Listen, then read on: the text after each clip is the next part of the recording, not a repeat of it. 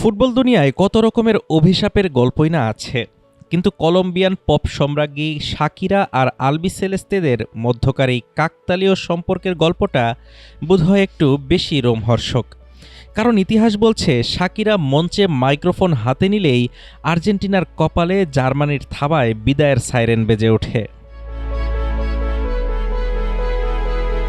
পরিসংখ্যানের পাতা উল্টালে মনে হবে শাকিরা যেন বিশ্বকাপের থিম সং গান না, বরং আর্জেন্টিনার বিদায়ের ডেথ ওয়ারেন্টে সই করেন। 2006-এ জার্মানি, 2010-এ জার্মানি, এমনকি 2014-এর ফাইনালে মারাকানার ট্র্যাজেডিও সেই জার্মানির কাছেই। তিনবারই গ্যালারিতে বা মঞ্চে ছিলেন শাকিরা, আর তিনবারই ঘাতকের ভূমিকায় ডায়মেনশাফটরা। মাঝখানে 2022-এ শাকিরা ছিলেন না, আর্জেন্টিনাও সোনালি ট্রফিটা ঘরে তুলেছিল।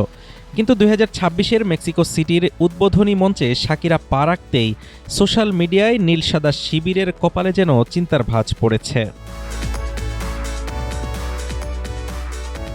নেটিজেনরা বলছেন, এবারও কি তবে শাকিরার সুরে সুর মিলিয়ে বিদায় নেবে বিশ্ব চ্যাম্পিয়নরা? আর বিদায় নিলেও কি আবারও সেই চেনা শত্রু জার্মানি সামনে আসবে? এবার অবশ্য দুই দলের গ্রুপ আলাদা, জার্মানির ই আর আর্জেন্টিনার জে গ্রুপে। তবে নকআউটের কোনো এক রোমাঞ্চকর রাতে মেসিদের সামনে মুসিয়ালারা না আসলেও অন্য কেউ এসে হারিয়ে দিবে, এমনটাই বলছেন নেটিজেনরা। তবে স্কালোনি আর মেসির এই দলটা হয়তো অতীত কুসংস্কারে বিশ্বাসী নয়।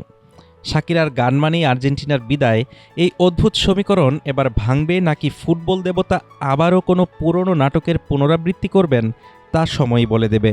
তবে ভক্তদের আশা, সব অভিশাপ ভেঙে শাকিরার দায়ের মঞ্চেই শেষ হাসিটা হাসবেন মেসিরাই। হাফিজুর রহমান তুষার, ঢাকা টুডে।